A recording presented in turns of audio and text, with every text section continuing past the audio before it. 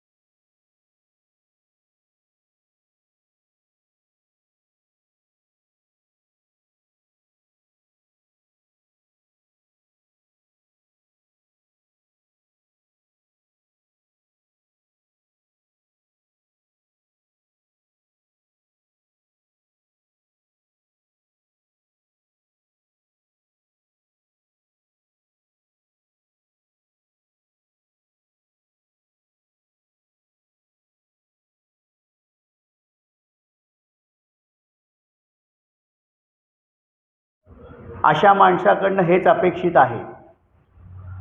राज्याचे दस्तूरखुद्द मुख्यमंत्री देवेंद्रजी फडणवीस साहेबांनी ज्यांना अर्थसंकल्प समजत नाही तेच अशा प्रकारचे आरोप करतात असं स्पष्ट नाशिक इथे आपल्या वक्तव्यामध्ये बोलले।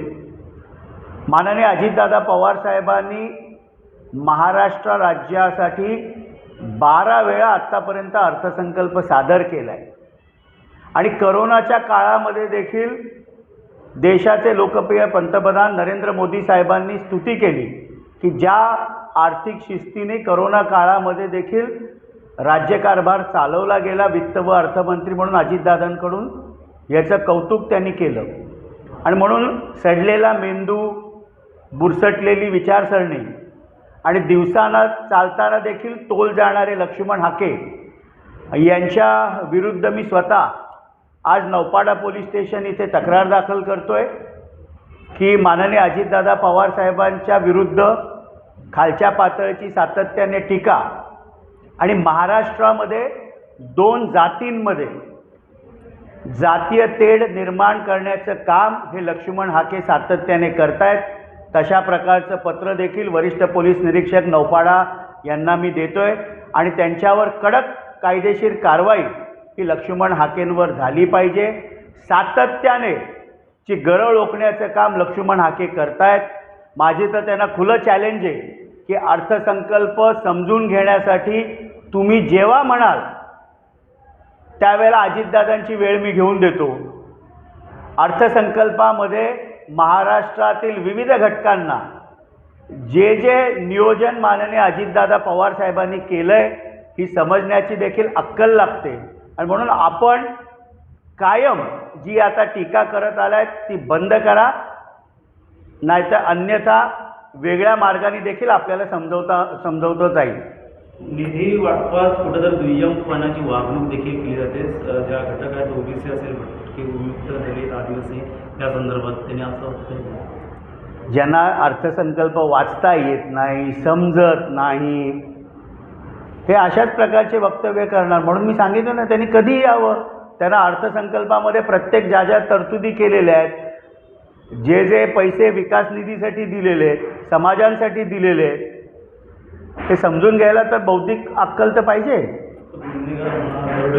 टोळी, बिझनेसमॅन असे शब्द वापरले असतो. त्या संदर्भातच मी काय म्हणालो, ज्यांचा मेंदू सडलेला आहे, ज्यांची विचारसरणी बुरसटलेली आहे, ज्यांना दिवसा चालताना तोल सांभाळता येत नाही, त्यांच्या ड्रायव्हरनी काय वक्तव्य केलं आपण बघितलंच ना.